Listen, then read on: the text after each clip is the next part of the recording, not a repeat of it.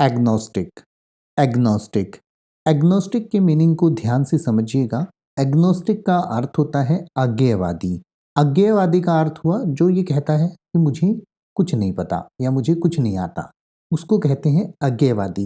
यानी जो कहता है कि उसे किसी चीज़ के बारे में कोई ज्ञान नहीं है, कोई पता नहीं है, कोई खबर नहीं है, उसको अज्ञेयवादी कहते हैं।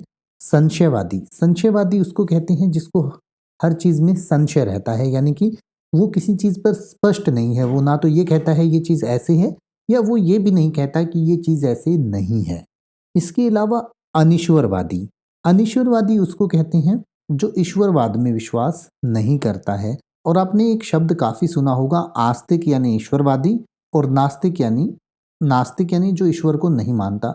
उसके बीच का एक व्यक्ति ऐसा होता है जो ये कहता है कि भाई मुझे नहीं पता कि भगवान है या नहीं है, यानी कि उसे संशय है इस बात पर। वो कुछ हद तक भगवान को मानता भी है, कुछ हद तक नहीं भी मानता है, लेकिन वो पक्का कुछ नहीं कह रहा है कि भगवान है या भगवान नहीं है ना, यानी कि वो ना तो उस चीज़ को हाँ कह रहा है या ना ही नकार रहा है। तो उसको भी एग्नोस्टिक कहते हैं। यानी एक ऐसा व्यक्ति जो दावा करता है कि उसे भगवान के अस्तित्व के बारे में सही ज्ञान नहीं है, लेकिन वह इस बात से इनकार नहीं करता कि भगवान मौजूद हो सकते हैं। या ऐसा व्यक्ति जो किसी चीज़ के बारे में शंकित हो, यानी उसे शंका हो कि ये चीज़ है या नहीं है, ऐसे व्यक्ति को भी एग्नोस्टिक कहा जाता है।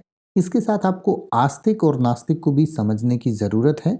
यानी कि ऐसा व्यक्ति जो ये कहे हाँ भगवान है, या जो भगवान को मानता है, उसे हिंदी में आस्तिक या ईश्वरवादी कहते हैं, और इंग्लिश में उसको बिलीवर या थीस्ट कहते हैं। बिलीवर या थीस्ट। और ऐसा व्यक्ति जो कहता है भगवान कोई नहीं होता, भगवान जैसी कोई चीज़ नहीं होती, उसको हिंदी में नास्तिक कहते हैं, यानी ईश्वर को न मानने वाला या अनीश्वरवादी।